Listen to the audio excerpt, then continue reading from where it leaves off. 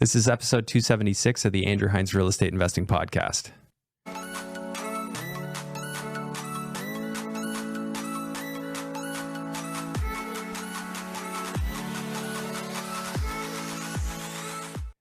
Welcome back to the show. Today I have Dane Buttenaar, got it right? Yeah. On the show.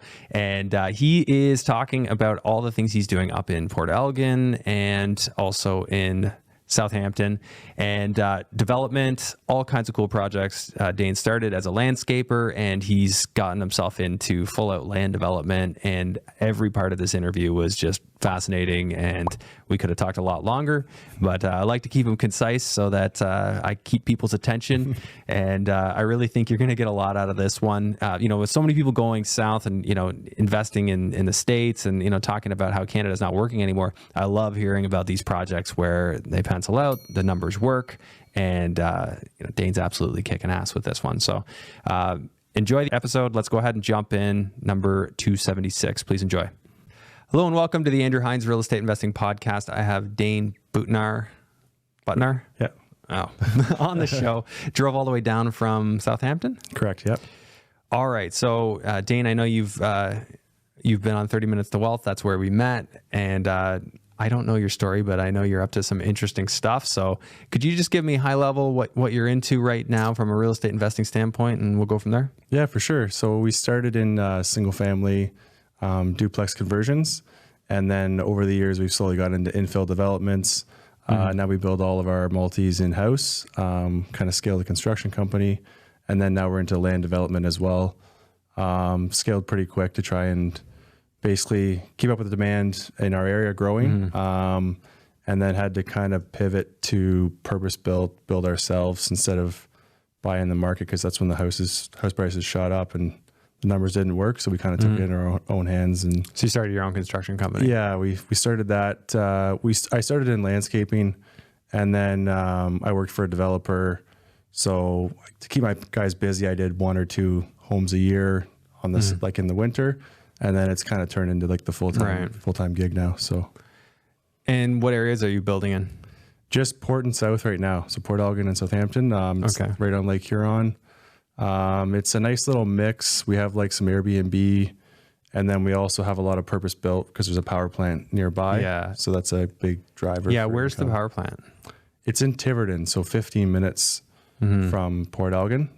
So Bruce Power, right? Bruce Power. Yeah. So a lot of our stuff, and I kind of bought on the outskirts of town a little bit, but core commercial to try and have a nice, easy commute to the plant. And then make it easy for the guys there. So, and okay, so you're doing land development. You're into. Are you buying agricultural land that has future use or intended use to be multi-family, or are you changing the future intended use? I forget what that's called, like the county's official plan.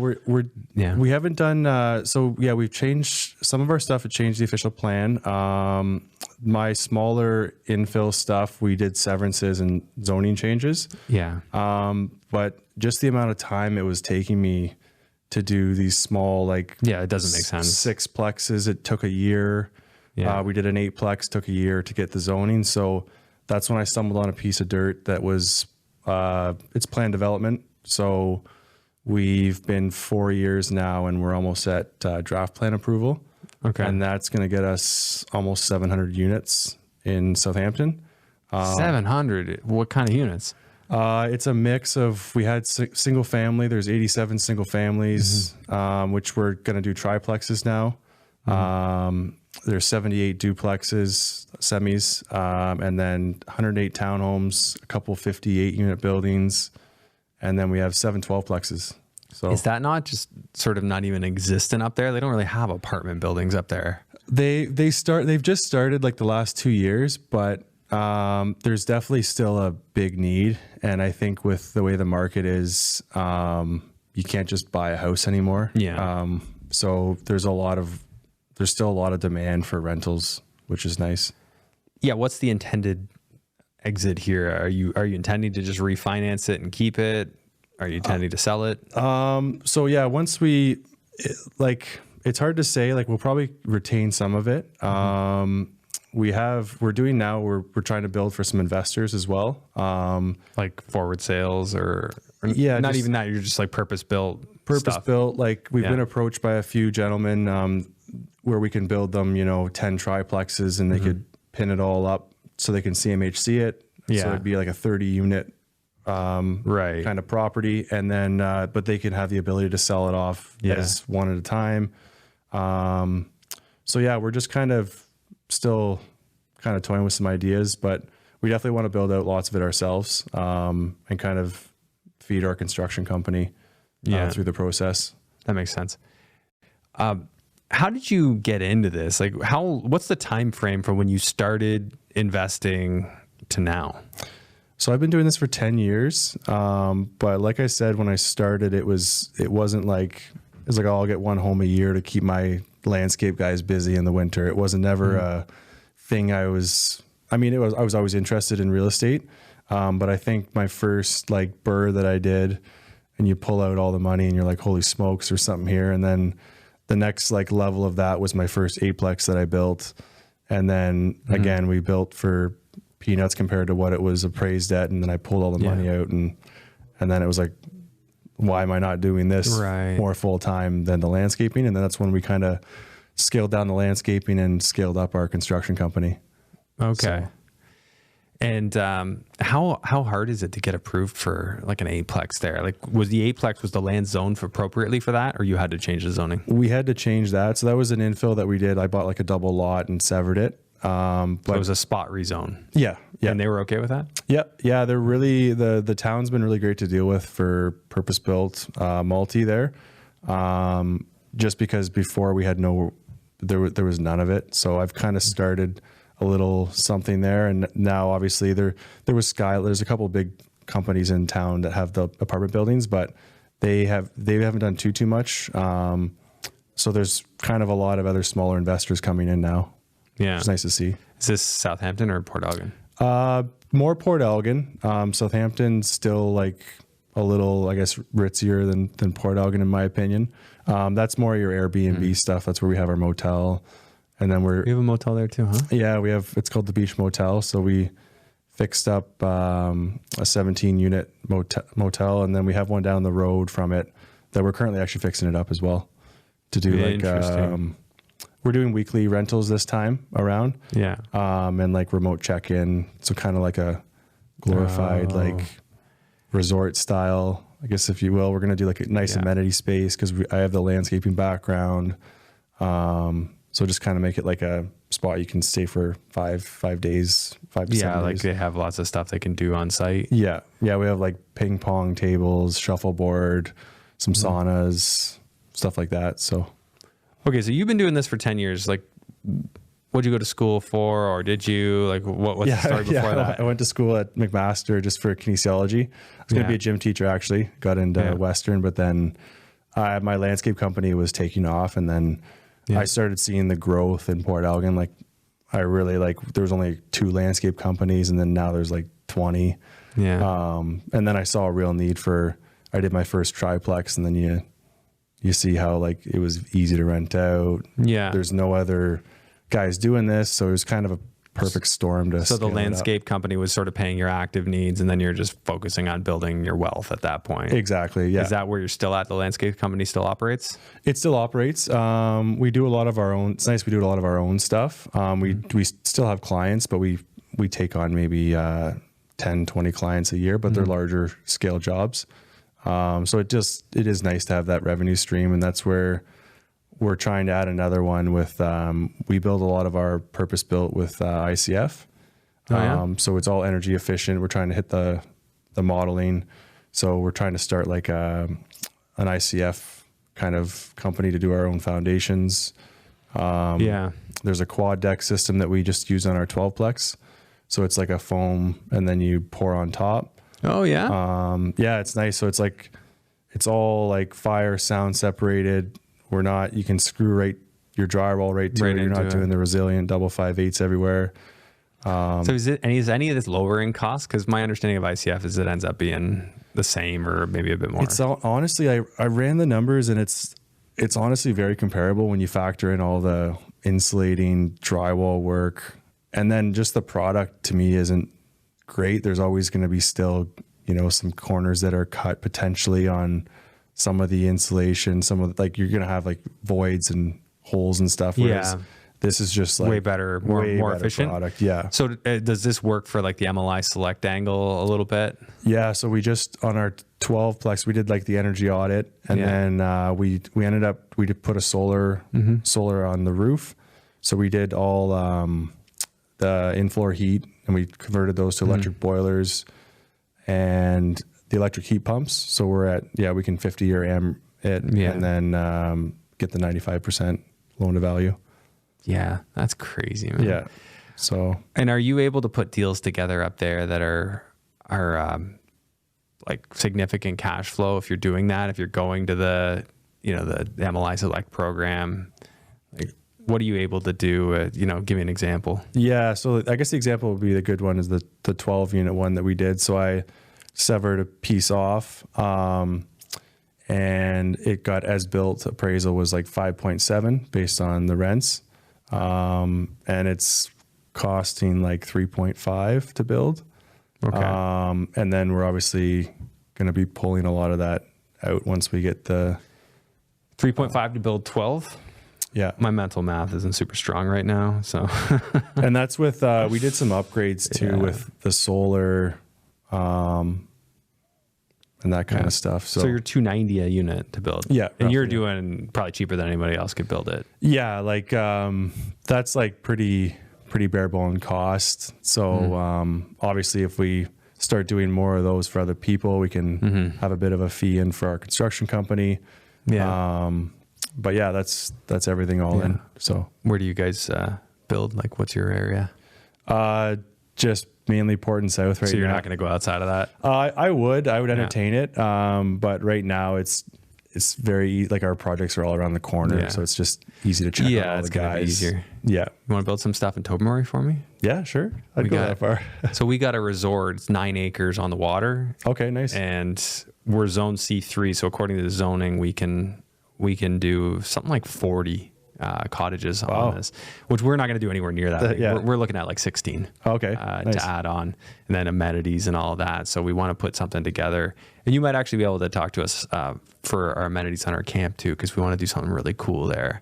Yeah, on the landscaping side. Landscaping side. If you got ideas or if you guys are interested, let's talk about that. Yeah, for sure. It's good to have local contacts.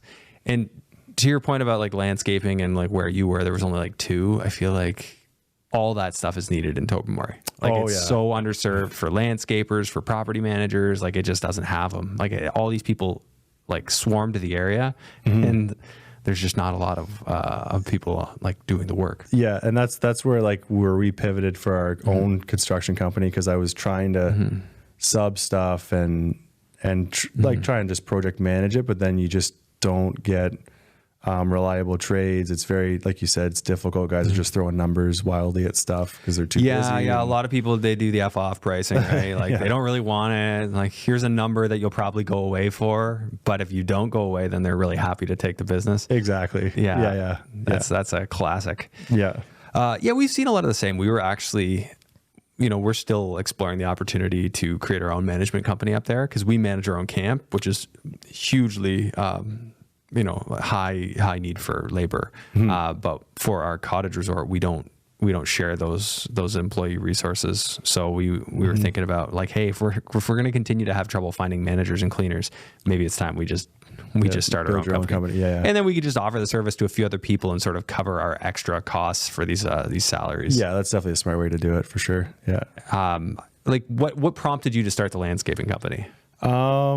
Just actually a good friend of mine, just like his dad had an old beat up truck, and we were just young, eager guys. And there was one person wanted us to do a flagstone patio, and we're like, just Google it. And you figured out how to do it? Yeah. And they're like, oh yeah, we've done a few. And that was our first one. And just do a good job. And then it just snowballed, and then just knocking door to door. And then we were just kind of known for the smaller jobs. And then you start taking on more work. And it was very fruitful. Like we were charging, looking back, I couldn't believe how little I was charging, but I mean, obviously got us really busy. It works. And then you're able to realize, oh, now I know what I can charge.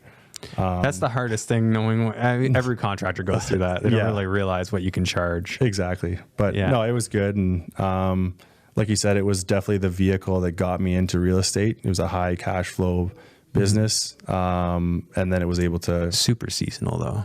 Yeah.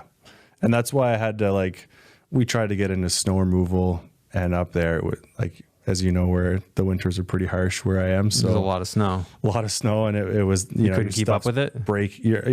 My machines couldn't keep up. And I just also didn't want to be doing snow at 2 a.m. in the morning and doing it for 12 hours, 14 hours. Yeah, so, better to go somewhere warm and sunny during that time. Yeah, that's more my plan now, is to try and... Yeah, what does your daily schedule look like? Because it sounds like you have a ton of irons in the fire. What are you yourself working on versus your team? Yeah, actually, I was just listening to your stuff, some of your stuff on some partnerships, and that's kind of what I've done recently. Is my good friend also had a really good sized portfolio, so I've partnered with him. He's also in with the development, so it's been nice. He's taken a big load of the kind of daily paperwork stuff, just the following up with town applications and that kind of thing. I'm more suited for on site. That's where I like to be. I don't prefer to be kind of behind a computer at a desk. Yeah. That's where I think my skill set is, but so it's allowed me to kind of get back into that side of things, and then we're able to do more deals, do more stuff. It's just, it's been a little easier. Yeah. How many deals are you working on at a time? What's in your pipeline right now? Right now we're hopeful we're doing 4 triplexes, 6plex. We just finished up a 9. We have a 12 we're working on, and then, we have a motel that we're converting. So it's wildly busy. But, I think some of them there's partnerships. So partnering with good people that have skill sets that you don't, allows you to kind of scale up and get things done. What kind of partnerships are you referring to? Just the partner with my good friend who has the portfolio as well. So he's also very eager and up all hours of the night like I am. So it's someone to bounce ideas off of. Looking at deals and stuff. Yeah. It's funny. It never really occurred to me, I never thought of that before. And now I look at it, and I'm part of masterminds and stuff, especially for the land stuff in the US. And I'm I was so stupid not to think of just partnering up with one other guy with a whole bunch of energy and knowledge. I'm let's just put our heads together. We're going to come up with way more than just 1 + 1 = 2. Yeah, 100%. Yeah. And it's just, it just feels like we have limitless options now, because you have 2 guys looking for deals, and then also you have the support when you do find a deal. Not before I was partnered with, it was my wife and I, so it would just be we have too much on the go, but I'm in the weeds. I know that it's going to work, so it's for me it's a no-brainer. For her it's another thing, whereas now you have a partner that supports that, and it's just one big explosion. Tell me about the hotel, the one you're converting. So that's it's just down the road from the Beach Motel in Southampton. So we purchased the property. It was a 12-unit building, and I was kind of going back and forth. Do I upgrade, get it on CMHC, or do I convert it? And now that we have a good following with our motel property, we're going to be calling it the South Beach. So it's kind of a more playful of the Beach Motel. Kind of has playful colors, kind of Miami vibes, and it's right by South Street Beach, which is nice. Yeah. So we're just in the middle of that, and it just penciled a lot better when I got the as-built appraisal compared to just... So as a hotel made more sense. Can obviously earn more. Yeah, the weekly up there is anywhere from 2,000 to 2,500 for a week, and we have 12 rooms. So and we have 16 weeks of high season. So, it just, when you have the revenue is 4 times what your yearly would be. Yeah. It just obviously 4 times what it would be in an annual? Okay. So the annual was still strong, just converting it. But because we already have the infrastructure down the road, we have kind of a brand going. The brand helps a ton. Yeah. There's so much less startup. What we've been talking about is everything we've done for our camp, and how we have these Instagram promotions. We had one that did almost 1 million views on Instagram and I don't know, like 40,000 comments of people entering a contest. Yeah. And the amount of business that drives, like we've never done that for our cottage resort because it's only 5 units. But if we bring that together, like the synergy between that, like is insane how much you can drive business. So one of the big reasons why we want to add those extra units is so that it pencils to spend on the advertising. Exactly. Because you're not just driving them to one unit. Now they can go fill up all like at that point it'll be 21. Yeah. Yeah. Yeah. No, there's definitely like efficiencies as you scale. Like we have like the beach house, which is around the corner. It was a duplex. Again, I bought it. And then the rates just jumped right up and I'm like, oh shoot, this doesn't really make sense. I'm like, maybe I'll just call it the beach house. And cause we had the infrastructure on the road and then you're charging $600 a night in the high season, not trying to rent it for $200 a month or something for each unit. So you're just, stuff worked better. And that was kind of the same thing with the apartment. It was like, the numbers were tight to renovate it.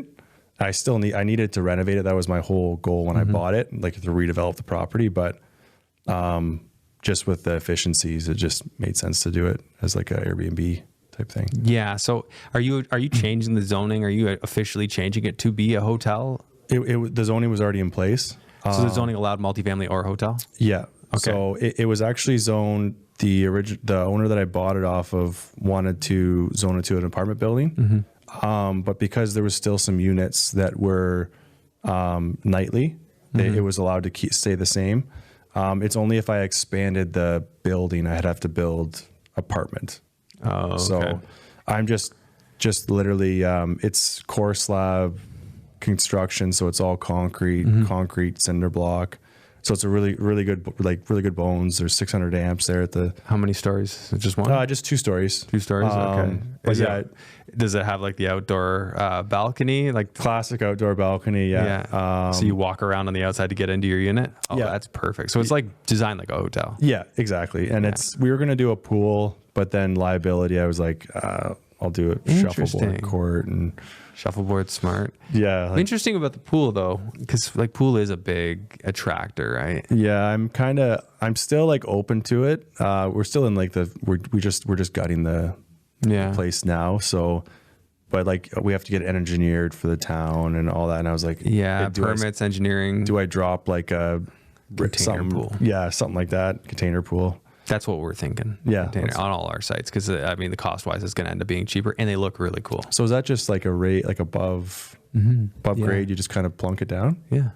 I don't know how they hide. Like there obviously has to be an enclosure for the pump and all that stuff. But, I've seen pictures of them and they look really cool. Yeah. That's something I should look into for sure then. 'Cause that was my only like fear is just like the engineering behind it. I just wanted like something to just get wet and lay in, like it's like a resort style and that's all pool. it really matters, right? Like you just need to be able to, like even in Florida, like people are going away from the super deep ones. It's just like as long as you have even something that's 4 feet deep that people can walk around in, you qualify. You now have a pool. Exactly.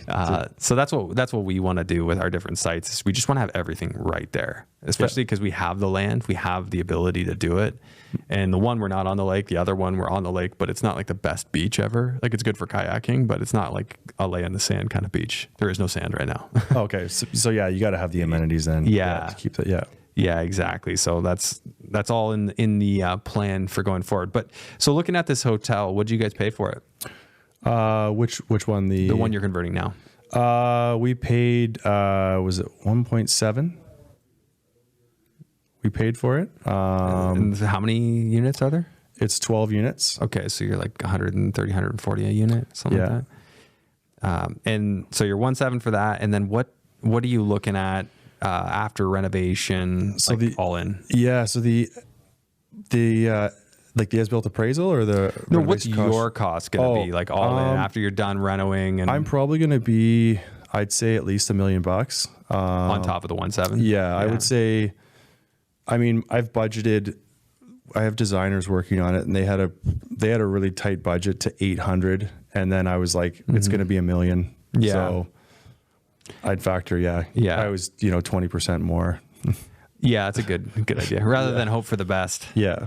Value wise, what do you think? So the as-built appraisal was $7.3 million, which was 0.3. wild. So that's what. So the one with the apartment way, it was only 3.6. Yeah. And then the rent, like the cottage park kind of way with the weekly and then rent it monthly in the off season came out to 7.3. So that's insane. So that who's was your appraiser? I need to know this guy. Yeah. Actually, it was someone that Carmen recommended. Oh, okay. Yeah. Okay. So, but yeah, like I was really happy with that. And then that's when it was like, okay, I can actually we might even spend an extra couple $100,000 now to just add that extra little bit of amenity space, make sure we get those numbers. And then like on those properties, you're only probably going to get 50% loan to value. So I'm figuring as long as I get, if I'm in for 3.5 total, then I can get all my money out. And then so there's some equity that I built in and some cash flow. So let's go over what it looks like on the income side. Like what's a unit do in a year? Like I'm sure you have like a figured nightly rate, but there's a lot of stuff that goes into that. You're cleaning and all that. So like what have you figured that you're going to do for like a single unit across the year? So there's a 4-month period that is the high season, we'll call it. And that brings in, they're anywhere from 2,000 to 2,500 a week. So we'll call it 2,250 times 16. 16. 12 weeks. Yeah. Okay. Or sorry, 16 weeks. Yeah. 12 units. Weeks. So yeah, that's at what's that 9? That's 36,000 just for one unit for high season. Yeah, and then then the other 8 months are 2,300 a month. And you'll be able to do that? Just get people in there that'll leave? Yeah, it's kind of a different town community we're in with, like a lot of people do. Because of the power plant, there's a lot of stuff in the winter. So if you have like a furnished 2-bed, it goes really well. Okay. And then you just you can kick people out, and you're signing the short-term lease, not a long-term. So yeah, just with Residential Tenancy Act, you know, if people wanted to be ridiculous, I'm sure they could. But in towns like that, the ridiculousness probably isn't as bad as it. Yeah. And people are a little bit more, I don't know what the word is, but they're honorable. Yeah. So that if I average that out, it's like $54,000 a month in income, which hence the big appraisal. Yeah. So that's why, I mean, and you obviously want to caution on, you get a big juicy appraisal. You want you want to stay under, it's not like I'm going to try and find somewhere where I can get 80% loan to value. Like that's not my play. I want to just recoup my capital, maybe pay myself a little bit for doing the reno. And then I'm for sure. And what do you figure you'll be in for like annual taxes once you're done on something like that? It'd be like $30,000 a year or something like that? Yeah, it's around $30,000 a year, I would say. And then insurance on something like that, probably like 10. I think I got quoted, I was at a little under 10, but I would say 10. Okay, so we'll put 10 in there. Yeah. Yeah, my guesses are getting more and more accurate. I do this a lot. Yeah, I was going to say, maintenance and management is a tougher one.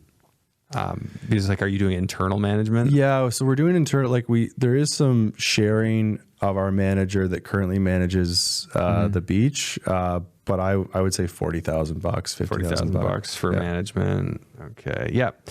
So around 6% that works out. And then maintenance, I just got 5%. That probably covered. I mean, that's $32,000 in a year. That should cover what you need to do. Way more than everything. That probably even covers life cycle stuff that might come up too. I would think so. Yeah. Just because we are kind of, you're pretty much doing it all. Yeah. It's going to be a new build essentially. So then you've got, you're going to have cleaning, room cleanings and turnovers and like employee wages. Like what do you budget for all that stuff? So again, I put like $50,000, for just everything. Now, but I put $50,000 on top of that actually as well, just to be safe. The manager we do have does do some light cleaning, and what we try to do is with the weekly is we have like a check-in check-out date, so it's not nightly. It's not as much labor intensive. When we're running our motel property, doing the night, like the 2-night minimum, that's when you get a lot of labor for cleaning rooms, and you have your dailies and all that stuff. So because this one you said is going to be weekly? Yeah, it's just going to be like you check in Sunday. Yeah. And then you guys have got a heavy turnover day on Sundays. And then just rip through, get everything cleaned. So you can't check in past, but you got to check out the one day, and we're going to try and set it up to just limit labor as much as possible. Sunday's a heavy turnover day. Yeah. Oh yeah. It's like for everybody. All cleaners need to come out for the Sundays. Okay. So you got 50 grand on top, and then you would also have your like landscaping, like, tending to all that stuff. Yeah. Is that included in the 50? Yeah. I kind of bake that in there. Yeah. Okay. So you said 7.3? Yeah. All right. So that's at 7.3 million. That's like a 6.7 cap, which I mean, that jives, I think. Yeah.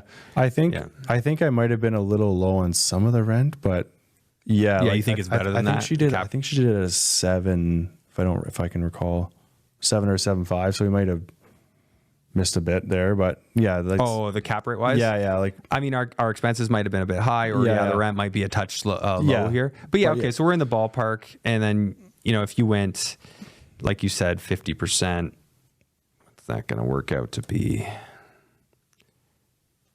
So you're going to be like 365. I think you said that earlier. So that you would not be CMHC in that sense. Then no. You would be a 25 year, 7%, 6%, something like that. I always call my bank first, obviously, to see the appetite. So he said he'd get it at around low 6.3, 6.4, which I thought was pretty good. So if we leave that at 6.5, even with the numbers as they are, 16,000 a month in cash flow after paying all that stuff. Yeah. That's a slight win. Yeah. Just a little bit. Yeah. Well, and I personally love the pull your money out too. Like, I'm, increasing the value of the property. Well, you're adding $3.5 million to your net worth. Well, if you have a partner, then you split that in half, but you guys are presumably doing twice the business or more. So it just makes sense. Yeah. No, that was why I was like, so stuff like that when I run all my deals, and it's like, that's press play every time.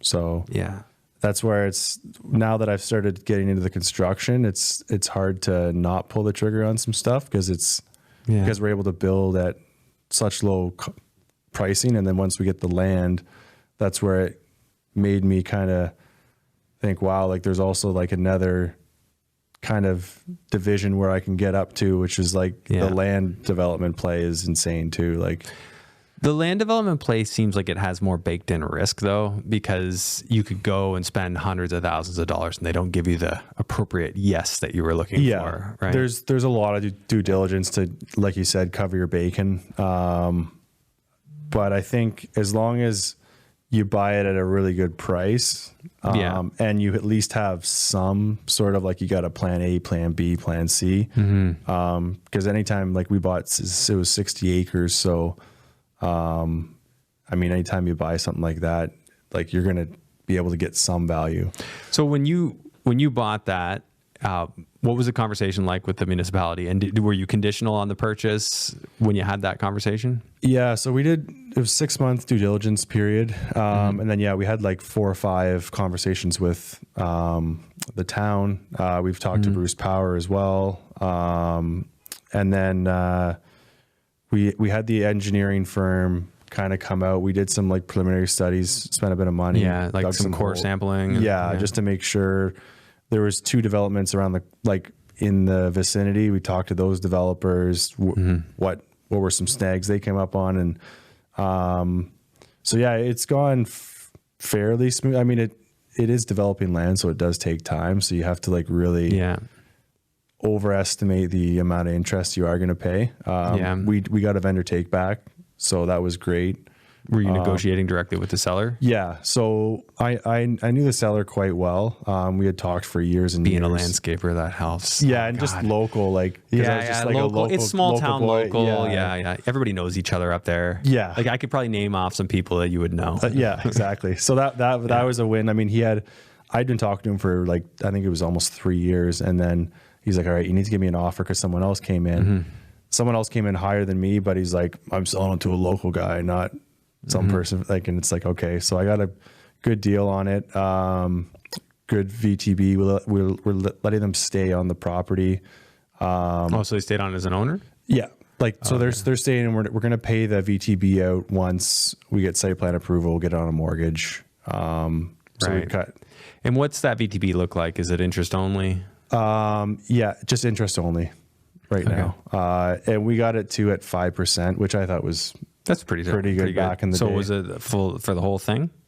What did you have to come in with? We gave him $750K down, and then we paid 3.5 for it. Okay. And there's two other partners. The one gentleman I told you about, and there's another guy I partnered with. It was a high volume builder. Because at the time, I actually wasn't a builder when I bought it.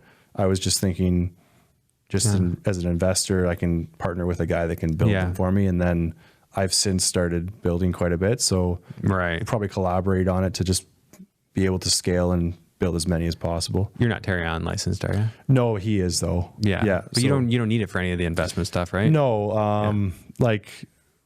Obviously we build everything to code, but I mean, like you said, Terrion for me, it won't insure an investment property. Yeah. For me, it was just an extra cost, and I've refused it because I have a construction company as well. I don't like it. No, especially the newer Terrion, they really hold back a lot of everything anyone ever described to me about it. I'm like, well, I don't want to do retail buildings, so I work with investors and developers, so that's it. So if they want Terrion, they can get the license. And the partner we have, he's been Terrion since the 70s. So I think for him, it's there's some threshold. I think it's a couple grand or whatever he pays. Yeah, he's already well established, so it doesn't matter. Nothing, right? Yeah. So for him, no brainer. For someone new, and I don't know. I don't want to build, I guess, single family homes. That's not really. No, you're doing the big. Build it for myself and the big stuff, or build. Of course, for that development, you need Terrion for that. Somebody's license got to be on that. But you just bring in a partner for that. Yeah, and that's where we're going to partner with our partner Bill there. So he's going to be. So you could still do all the work underneath him, and then it just goes on his license. Yeah, and he's going to be steering the ship too. That was a partner that allowed. I purchased the property. That was when lots were selling like hotcakes. So I was like, I'll just sell a bunch of single family lots and then have some sites for myself that I can do multi on it. And then now it's single family lots and single family homes are not selling like they were a few years ago. No. So that's where it got me into, let's figure out a way to sell this and build high volume. So that's where the triplexes, hopefully we can build fourplexes on the R1 lot soon. We'll see. Yeah. If new legislation comes in. Yeah. Is that at a provincial level supposed to be a thing now? Yeah, some municipalities have adopted it. I know, I think Waterloo just did. But even Bill 23 was slow for the 3. Yeah, and because I know it's very municipality specific. So our municipality has done a great job at kind of adopting a lot of the stuff very quickly. There was stuff that I did years before, no DCs, purpose built rentals. I didn't have DCs for my first purpose built rental because I was bringing rental units to the town. Yeah, these small towns have been good for that. Yeah, I remember building in Plimpton, Wyoming, and their development charges all in, you're $6 or $7 grand, including permit fees and all that. Yeah, and then go to Toronto, it's what, 100,000 or something. Yeah, it's crazy. Yeah, so the small towns are still seemingly more willing to do business. Yeah, for sure. Yeah. And I think there's going to be some negotiation too if we have that development. If there's 700 units, I don't know, let's say we sell off some single family lots, we have quite a bit of rental product we're going to be bringing. So I'm assuming that we can negotiate DCs or deferral or that kind of thing. And that just makes the numbers better for everyone as well. So. Yeah, you seem very savvy at all this. I guess you've been doing it for long enough. Well, yeah, long enough. I think like you said too, networking with people that are doing it as well. Rather than inventing the wheel. Yeah, what I say, don't reinvent the wheel, just spin it. So I just try and find someone else that's kind of done it. Talk to them. Maybe I add some value to you. You add some value to me. Have a partnership. So the one thing is for us, we figured building for investors, people that know the game. I was trying to sell to people that aren't weren't savvy before, and I'd almost be educating them on real estate, and that was a tough sell. Whereas now I'm getting into rooms where people like know they want to buy it, product. And there's okay, he's creating immense value, and I'm buying it at 80 cents on the dollar. It's CMHC spec. It's a no-brainer. Someone just has to have the capital and ability to get the loan. But we're like essentially looking for people to partner with that we can not just dump the product on, but create a win-win. It's like you're a high net worth individual. You can absorb this product so we can sell we just want to get our lot sold.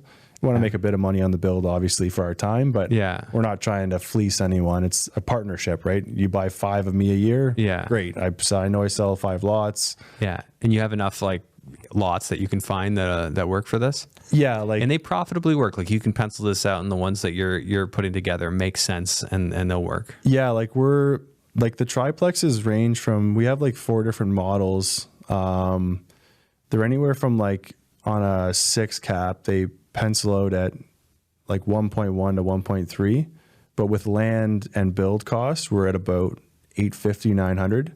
So there's just some built-in value. And then we just wouldn't charge that to the investor. And if you're going to scoop up 4 of them, you can get it on CMHC. You could even you even make more, like, because you're going to cash flow even more because you have that 50-year AM, that kind of thing. Where like if you're getting conventional mortgages, it's a good deal, but it's not amazing. Yeah, it's when you buy like a clump of them and you can pin it all, and then that's where you can. So how are they? So the investors are buying the lots, and you're just being hired to build. Or like you find the lot, and then well, with the development, we'll have all the lots. It would just be like, so this is all going to be off the 60 acres. Yeah, they'll be off the 60 acres. Like we try to do some smaller stuff with some people, and it just doesn't. It's not as appetite like for a small like I'm going to make $100,000 or 50 grand. It doesn't really make sense if you buy 5 of them though, and you have 5 triplexes, and now you got 15 units. Yeah, 15 units. They're all pinned on the same. We can set it out because we own the dirt, so we can make sure that block is Andrew's block, and he's going to have block 2 in year 2 down here. So there'll be some condo fees attached to all that, like a land condo, or we're hoping to stay away from that. Just because they are going to be freehold. Everything's just freehold. The city will assume the street. Yeah. For that part, we do have our towns, there's 108 towns that we have.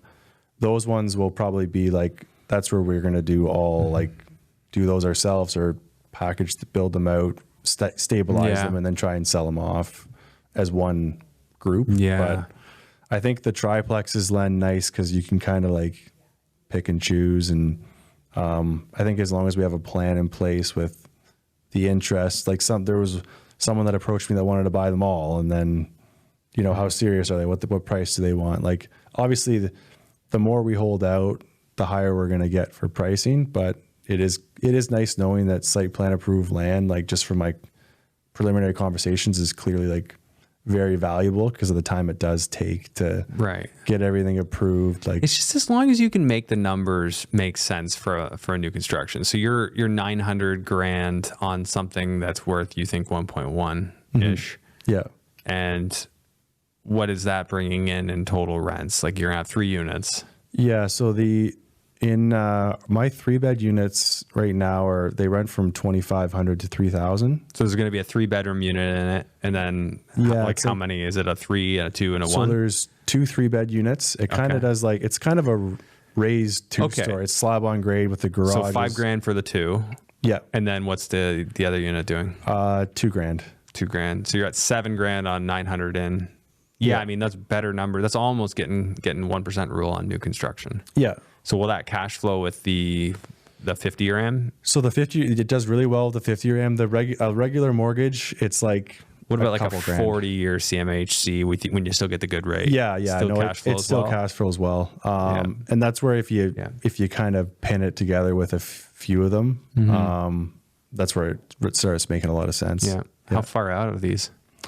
We're hopeful for the fall, but I mean, we thought we had our application in, and they found a salamander and a rare bird. So that put us back a full year, which was... What, you had to get the bird off of there? Well, that's why I was like, there's a nice tree over there. I'm sure you could fly south. But I mean, it just studies a bit of time. But the problem is it's got to get recirculated now to the 9 agencies again. Good Lord. Just burns another year of, like interest and time. But thankfully it is a VTB that's put out to 2026. So, I mean, and we can renegotiate at that time, but hopefully it doesn't get there. He's still involved. Yeah. But we're hopeful that fall or spring we have phase 1, which gets us 20 lots, and then we can kind of step on the gas and do the rest after that. Yeah. Okay. Yeah, it makes a lot of sense. Is there anything you wish that I asked you about that I haven't? I think you covered quite a bit of stuff.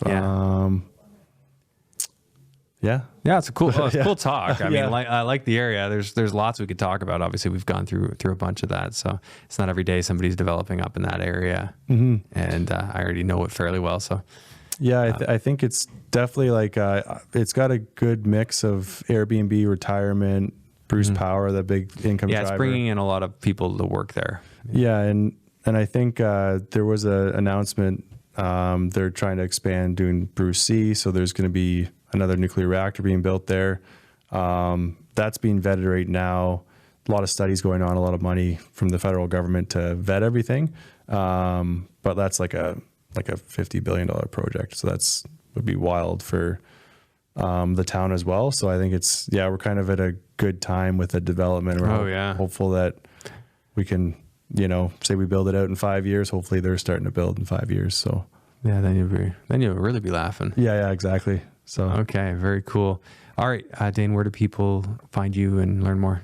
I just have a small Instagram following. I'm not huge on it yet. It's just dbutts for an Instagram handle. We have DASA Properties, the Beach Motel. So if you Google both of those, we'll have websites for both. Perfect. But send me a message if anyone wants to learn anything about anything, and talk real estate. All right. Well, thanks for doing this. Awesome. Yeah, thanks for having me. Okay.